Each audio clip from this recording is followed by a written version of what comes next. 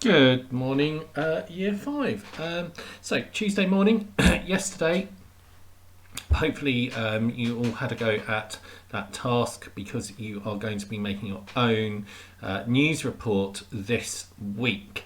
So, there was a good example to use as a model, and you have got your checklist as well. So, you'll need to be looking back at that when we come to do our draft writing later on this week. Good. So we're going to start with a little bit of spag. So we're going to be looking at its or its. So we'll do a quick recap. When do we use its or its? Now you can see one has got an apostrophe and one doesn't. Okay, so why is that apostrophe there? So its is a contraction. It means that two words have been shortened to make one word and uses an apostrophe. Okay, so it could represent it has or it is. Okay, so it's coming this way is an example of it is coming this way. And you can see that the apostrophe is put in place of the letter I from is. In this example, it's disappeared behind the trees. It has disappeared behind the trees. Now, why have I underlined that ed ending?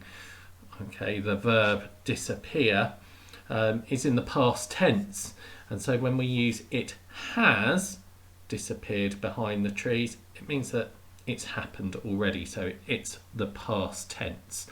Okay, so there's two examples there.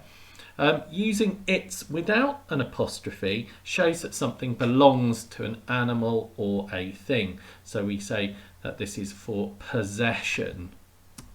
Okay, so here's an example. The spacecraft lost its power.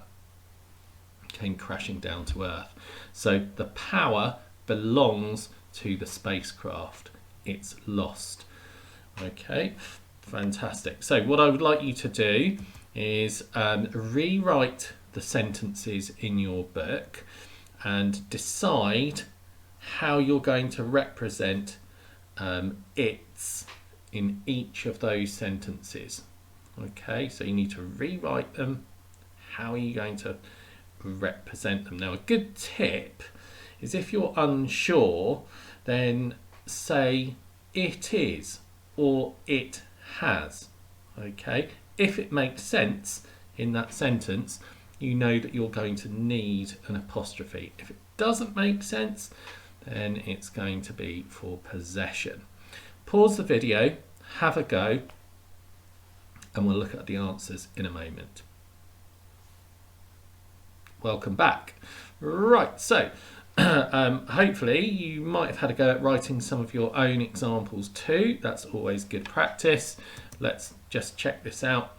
There was an explosion and it's caused a fire. So there was an explosion. That's the past tense.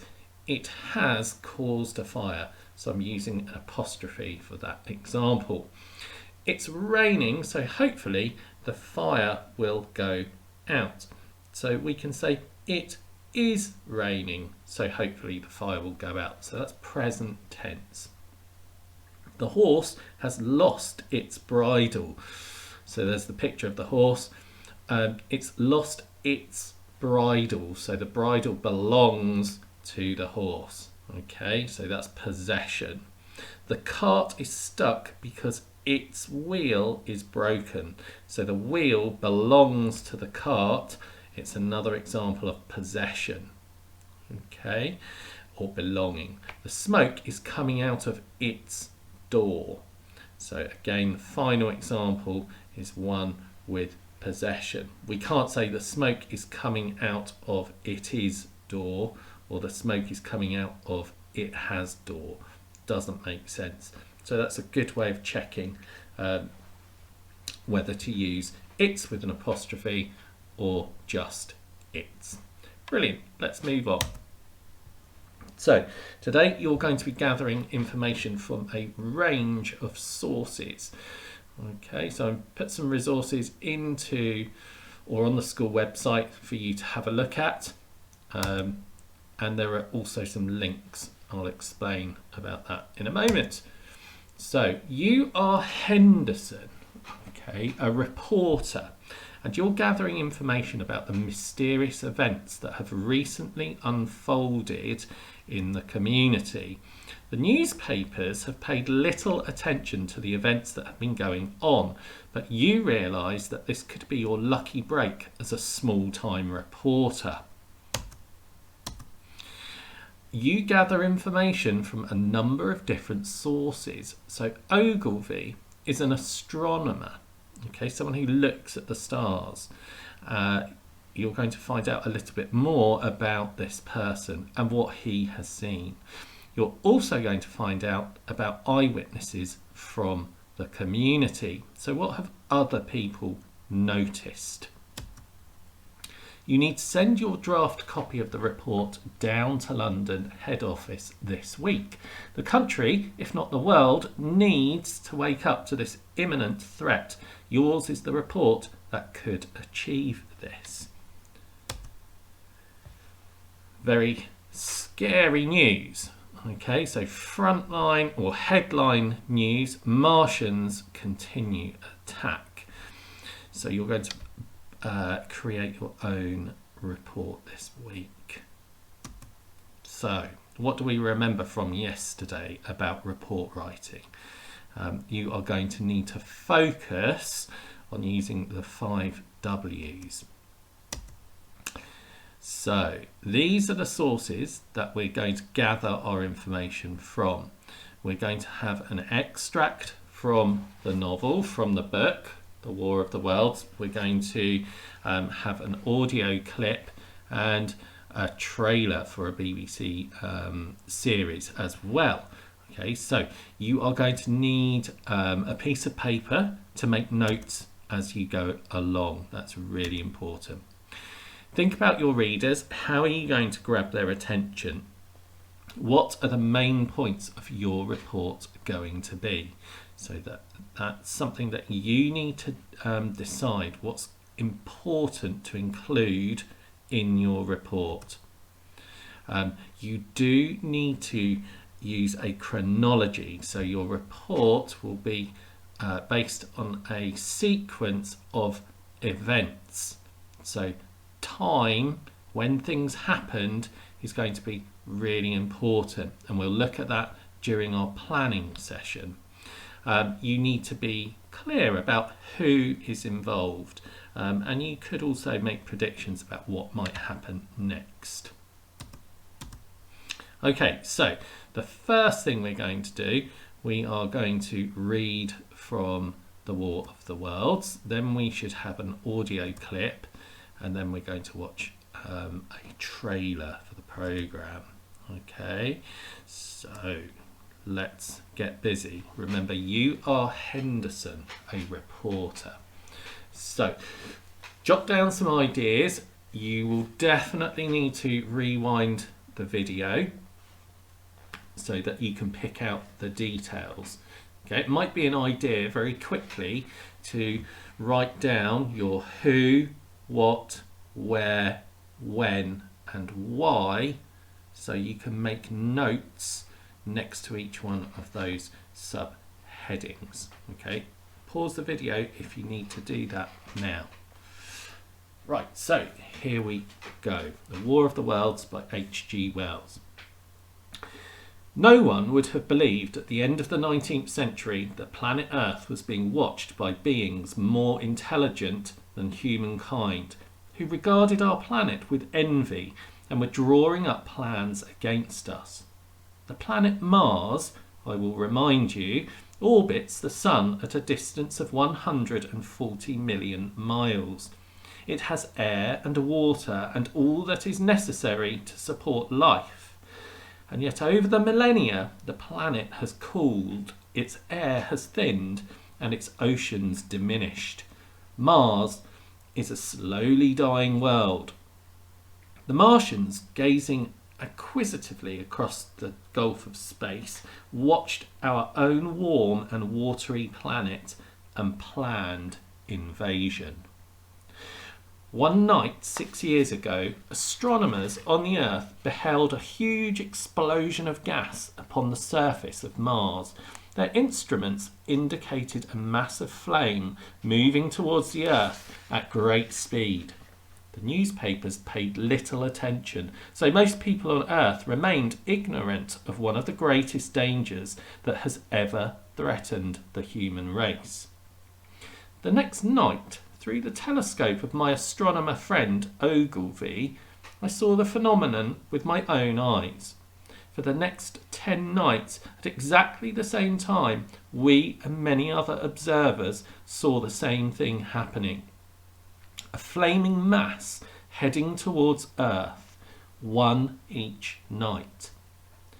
Although I watched in fascination, I did not for one moment dream that Martians had fired missiles towards us, and that these missiles were now hurtling through space at thousands of miles a second, getting nearer and nearer.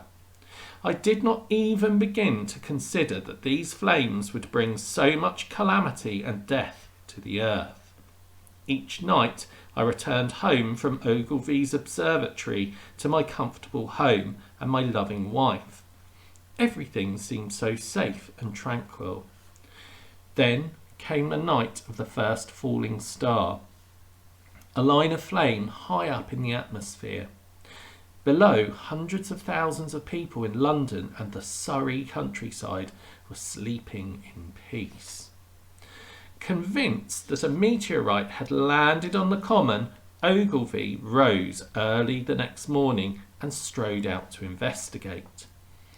On the grassy hillside, he found that a huge hole had been blasted violently into the earth, with sand and gravel flung in every direction. In places, the heather was on fire. Then he saw the thing itself, half buried in the pit. It was a metal cylinder, more than 30 yards in diameter. Ogilvy knew that it could not be a meteorite. A noise came from within the cylinder. "Good heavens," said Ogilvy. "There's someone in it. They must be half roasted to death and trying to escape." He rushed forward to help, but was beaten back by the great heat radiating from the cylinder. Unable to assist, he turned and ran wildly towards the town. His route took him past the house where a journalist acquaintance, Henderson, lived. "Henderson," he called, "you saw that shooting star last night?" "Well," said Henderson, "it's out on Horsell Common now, but it's not a meteorite, it's a cylinder, and there's something inside. I'm wondering if it has anything to do with the Martian flares." Ogilvy told him all that he had seen. Henderson was a minute or so taking it in, then snatched up his jacket. The two men hurried back to the common and found the cylinder still lying in the same position. The sounds inside had ceased, and a thin circle of bright metal showed between the top and the body of the cylinder. Air was either entering or escaping at the rim with a thin sizzling sound. They listened, rapped on the scaly burnt metal with a stick, and, meeting no response, concluded that whatever was inside must be dead. As they were unable to do anything more, they set off for town, where Henderson went straight to the railway station in order to telegraph the story to London. Word of mouth travelled even faster than the newspapers, and by 8 that evening a crowd had gathered by the pit to see the dead men from Mars. Early next morning I hurried down to the common. Quite a crowd had gathered, and Ogilvy and Henderson and several workmen were down in the pit with spades and pickaxes. They had uncovered a large portion of the cylinder, though its lower end was still embedded. As I looked, I noticed movement at the end of the cylinder. Very slowly, the circular top was rotating. Ogilvy and the others scrambled back from the pit. "I say," Ogilvy shouted, "keep back! We don't know what's in that confounded thing." The crowd around the pit now numbered some 200 or 300. As I watched, the end of the cylinder screwed all the way out and fell to the ground with a clang. I saw something stirred within the shadows, greyish billows and two luminous disc-like eyes. Then something resembling a grey snake coiled up, followed by another. A sudden chill came over me. There was a loud shriek from a woman behind me. As I began pushing my way back from the edge of the pit, I saw astonishment give place to horror on the faces of the people around me. A grey, rounded bulk was crawling from the cylinder.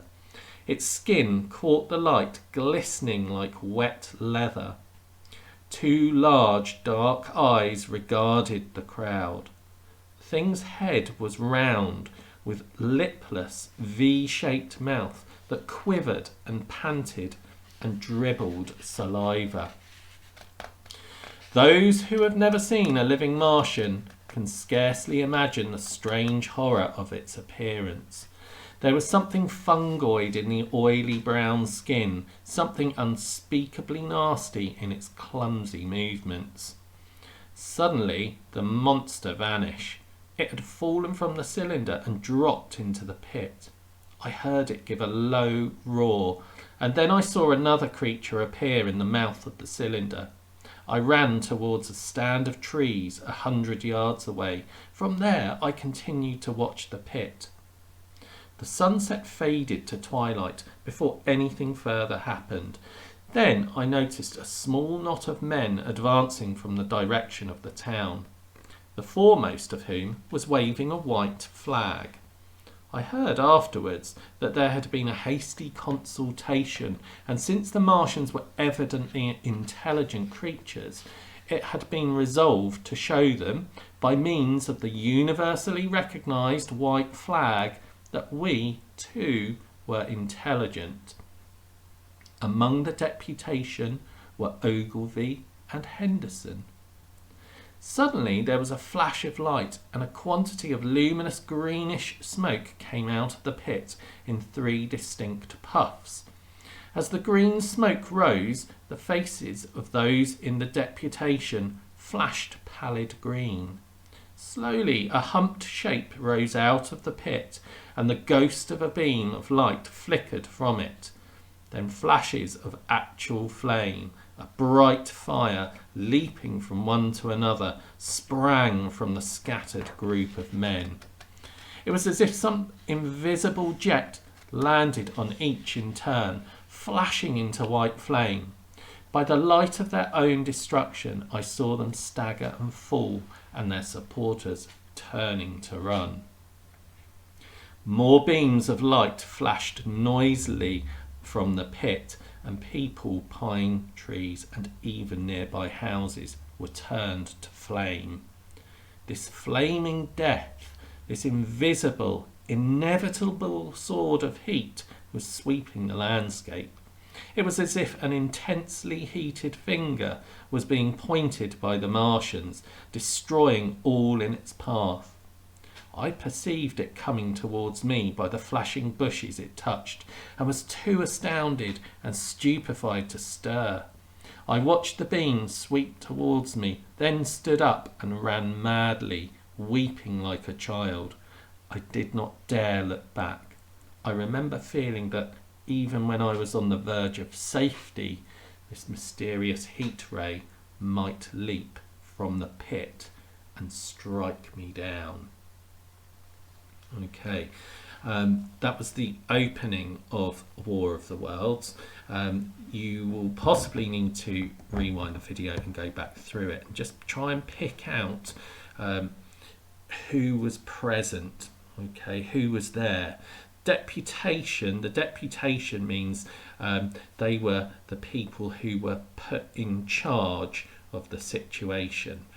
Okay, so there were lots of things. If you were a reporter there, writing down, making notes about what you saw, there were things like a man holding a white flag. You could report on that. Obviously, you can report on the Martian coming out, or the Martians coming out of their metal cylinder. So try and use some of the vocabulary and phrases from the novel. Okay, I know it's quite a long piece. You can flick back and go back through it. Okay, right, so we're going to move on. Now, the next resource that you will need to access is just the opening of the War of the Worlds soundtrack. Now, it won't link from the video, so this link is in our resource area, and you can just listen to the opening part where a narrator tells you about what has happened. So the track is called The Eve of War, and it's by Richard Burton. Okay, so you can gather some more information by listening to that as well. Right, so the next part, we're going to look at some visuals. Okay, so what do you see? How are people reacting in this clip? So you might want to write down some notes. Okay.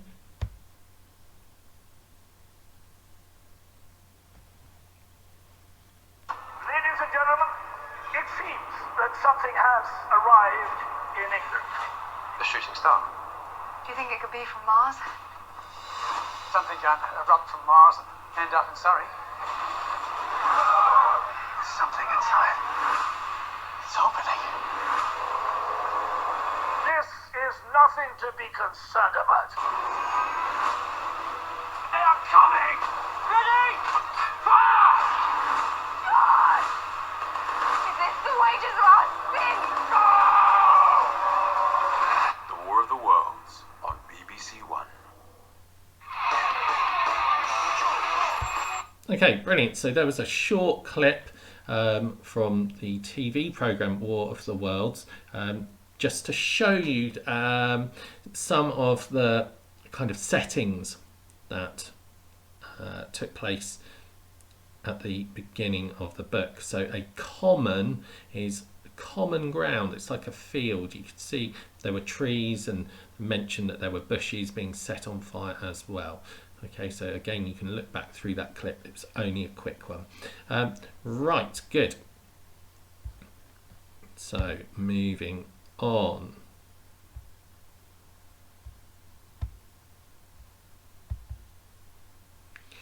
So this is where you need to be organised yourself. Okay, so make sure that your notes are clear. There is a lot of information to go through there. You can use your checklist from yesterday to help you structure your ideas, and what you really need to do is focus on the 5 W's. Now, you don't need to get every bit of information in there, but you've got to think about what would make your report interesting. How are you going to grab the attention of your readers? Okay, so your information must be relevant. You should organise this as a chronology of events. So what took place first? I think the astronomer Ogilvy had noticed flashes coming from the planet Mars. What happened next? Okay, how did that action unfold? So again, go back to those clips, or certainly go back to the reading of the book. You could make notes of powerful vocabulary or phrases to use in your report. So talk about, are there any words that you were unsure of? Talk about the meaning of those words. Okay, and you might even start to think of your headline or headlines. Okay, so in your book, have your who, what, where, when, and why. So your timing, your when, it's action that takes place over a couple of days, okay, at least. All right. So I'm going to say happy writing, discuss what you've written, and I look forward to seeing you and speaking to you tomorrow. Okay guys, I'm going to say cheerio.